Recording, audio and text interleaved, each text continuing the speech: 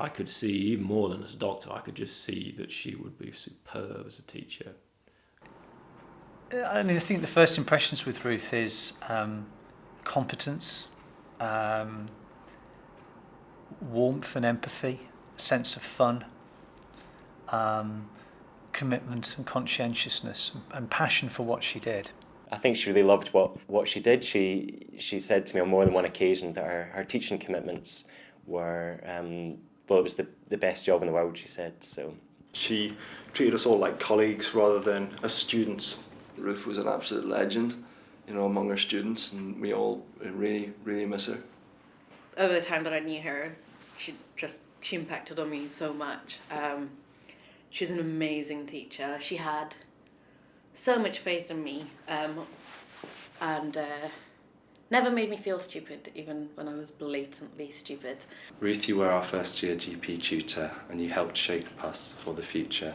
You taught, you guided, and you inspired.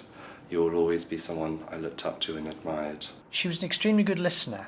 And there was a few occasions when I sort of talked to her about things that were stressing me or whatever, and I'd find myself volunteering more information than I'd set out to, really, because she had the knack of listening and encouraging you to talk until you sort of turn around and realise that you'd actually said a lot more than you'd perhaps planned to. I remember thinking on a few occasions, I bet her patients love her. About 18 months ago, I was going through quite a stressful period in my life related to work, related to serious illnesses in the family.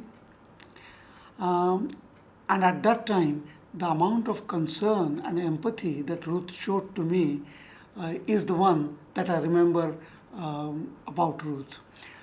She went to the extent of advising me to take some time off and pass on all my work to her. I was really touched by the concern she showed and the empathy that she exhibited at the time.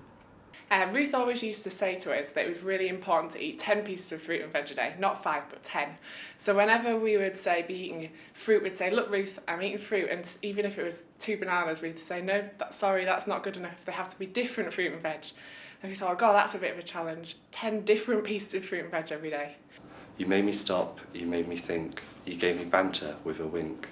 You gave us treats and made us cake, and I remember thinking, God, she can even bake. I have a photo of Ruth at our end of year ball, and she's with 2 of my friends and she just looks amazing. She has this amazing bright white blonde hair, beautiful dress, big earrings, big smile, and she's just shining. She looks beautiful and inspirational and wonderful and just sums up everything that I like to think about Ruth.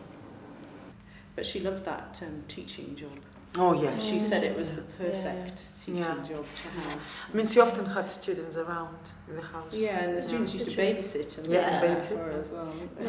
She said they were the ideal babysitters because they had to be punctual and reliable. Because she was their tutor. They used to come for Sunday lunch too, and Eleanor liked to give them spelling tests and quizzes so the students hopefully passed. I remember spending a great day when she invited us out to her home at Whitley Bay. We had lunch with her family and went for a walk on the beach. And it was just things like that just really made you feel, really made it feel like she cared about us. It was really good news about giving the memorial prize for Ruth, because that would have meant a lot to her. There was one particular assignment that she used to be really keen on, where they had to put everything together they'd learned and write. It's a case study. It's called a patient study, where they go and visit a patient at home, but it's not just about learning about the diseases that they've got. It's about learning how it affects them in their lives and how it affects their families, and so it's about people and in relation to illness rather than about just the illnesses. So, And she was really thrilled that that's what they chose to award the prize for, because that's the thing that she felt she was trying to put over, and that's what she was trying to teach, to look at the whole person and what surrounded them, and that was the most important part for her. So she was really thrilled to get that, and I was so glad they got it awarded this year. So one of her students got it. She was somebody who was really wanted to support us, you know, but not just with the academic work, you know, which she did, but also with, you know, personal problems or whatever. You just knew that you could go to Ruth and really talk to her about anything. I think with everybody, she really instilled in people this feeling that they were worth something and they had something to give. There was a great rapport there between Ruth and the students, and they clearly thought the world of her in different ways, as much as anything else, as an example. Certainly the women, you know, Ruth was just this great example of what could be done. I just thought Ruth was an amazing person, and it just sounds really kind of superfluous to say that, but she was just really inspiring.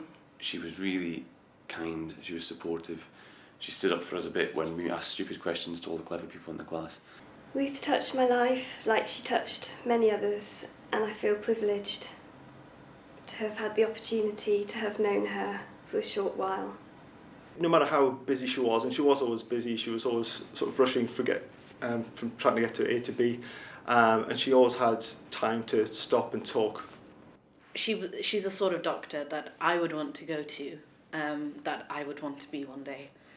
You know, we came to be able to share a joke and see the funny side of sometimes quite tricky situations and kind of mutually support each other in that way. And she really stressed to us that, you know, work wasn't the be-all and end-all, and that it was really important to have things outside of work and have a normal life, because otherwise you're not a very balanced person. Yeah. I can remember a specific incident where we were standing on the town moor. We were sort of cycling out of the med school together, and we were chatting about something, and she said something. It was something to do with the organisation, and I remember sort of, you know, being a little bit shocked at the time and feeling really quite crestfallen. But you know, I thought about it afterwards and thought, well, actually, she's absolutely right. And you know, I think the bluntness was as much to do with my perception as the way in which she'd stated it. When I was feeling overwhelmed, Ruth put things back in perspective and reminded me what makes a really good doctor and the kind of doctor that I would like to be. A doctor, a teacher and a mother, you really were like no other. I always think of you with a smile, and I'm proud to have known you, if only for a short while. Ruth, thank you for everything, and I'll miss you. And she was in the prime of life, I mean, in a professional sense and in every sense, but I mean, I think one of the things that we felt, and she felt, and we discussed, but you know, she was absolutely top of her game. I mean, that combination of experience and zest and focus and intelligence all firing at once. She would have been absolutely superb as a GP and a teacher.